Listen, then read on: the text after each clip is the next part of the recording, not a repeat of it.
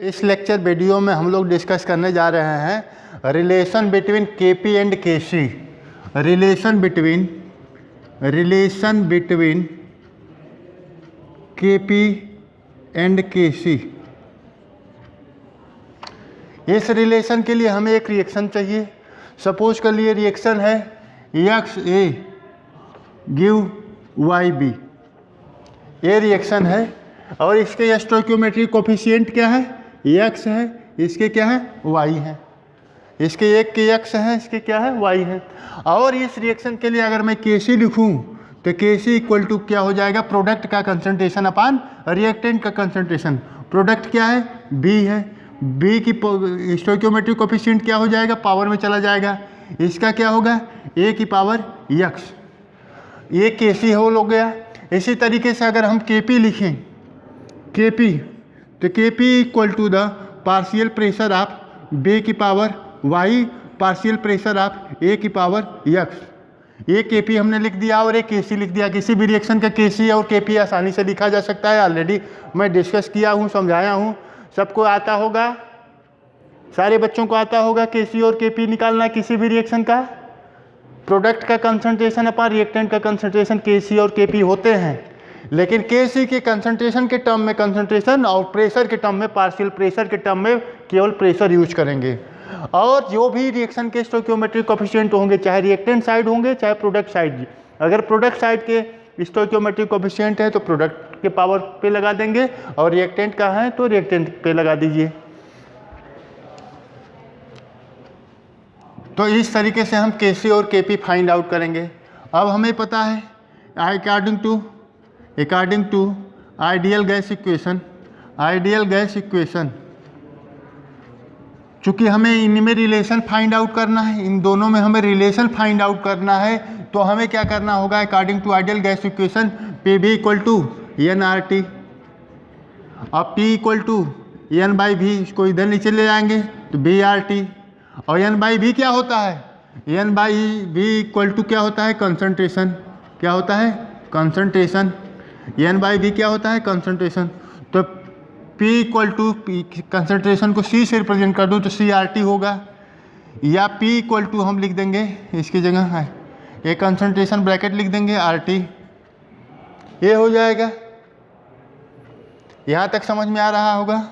तो क्या होगा, यदि हम इसका किसका लिखें, तो इसके लिए लिखें तो रिएक्टेंट के लिए लिखें तो पी ए क्या हो जाएगा, पी ए हो जाएगा।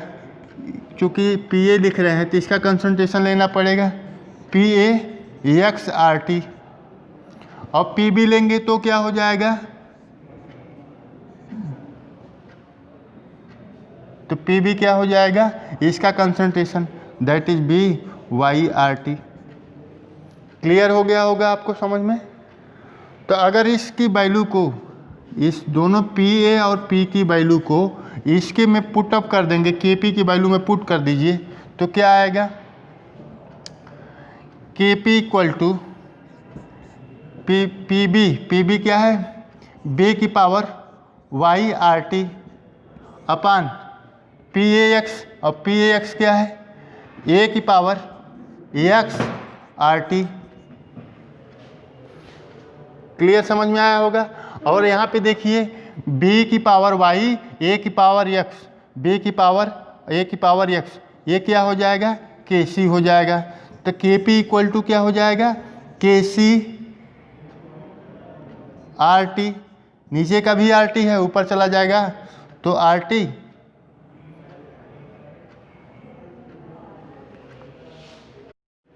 तो पी ए यहाँ पे देखिए, पी ए का मतलब कंसंट्रेशन ऑफ ए, और इसके स्टोइकियोमेट्रिक एक्स है तो यहाँ पे एक्स होगा, यहाँ पे भी एक्स होगा। पी बी के केस में पी बाई होगा तो यहाँ के केस में पी बी होगा। तो पी बी की कंसंट्रेशन बी का पावर वाई तो आर टी का भी पावर वाई, तो यहाँ पे भी क्या होगा, एक्स, और यहाँ पे होगा वाई। तो ऊपर भेजेंगे तो क्या होगा, X minus Y, X minus Y.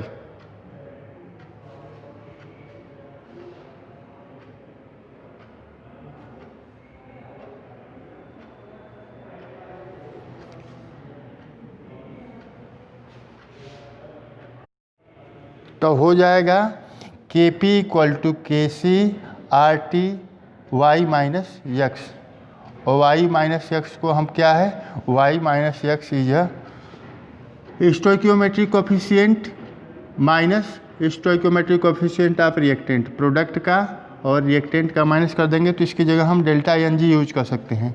तो हम इसको ऐसे भी लिख सकते हैं कि के P equal to K C R T और डेल्टा एन जी, ये रिलेशन होता है। के पी और के सी का यह रिलेशन होता है कि के P equal to K C R T delta N G.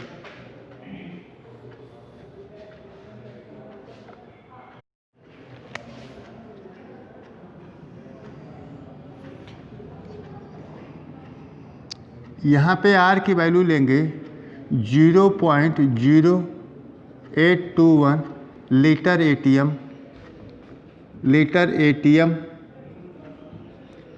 पर मोल केल्विन, ये नियरली इक्वल होता है 1/12 के। अगर टेम्परेचर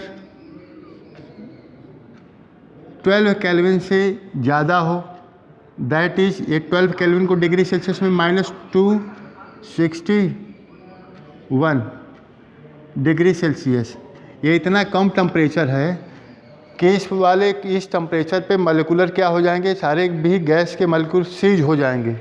वेरी लो टेम्परेचर है।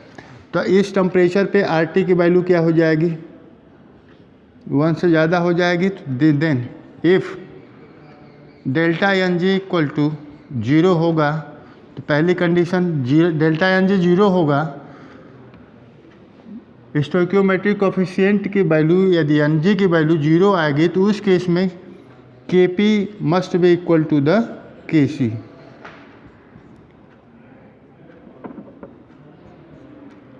यदि डेल्टा एन जी की वैल्यू 0 से ग्रेटर होगी और 0 से ग्रेटर होगी तो उस केस में K P is lesser than K सी, के P is lesser than K सी। और डेल्टा एन जी की वैल्यू 0 से कम होगी तो उस केस में K P is larger than K C. This is a second condition, this is a third condition, that is K delta N g decide the value of Kc and Kc. If delta Ng equal to 0, then Kp must be equal to the Kc.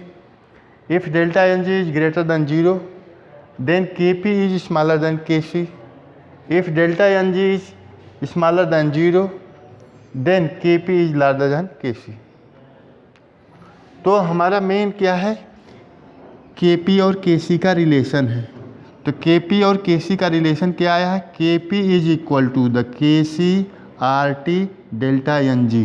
Kp is the equilibrium constant in the term of partial pressure. Kc है equilibrium constant in case of concentration. R is a gaseous constant.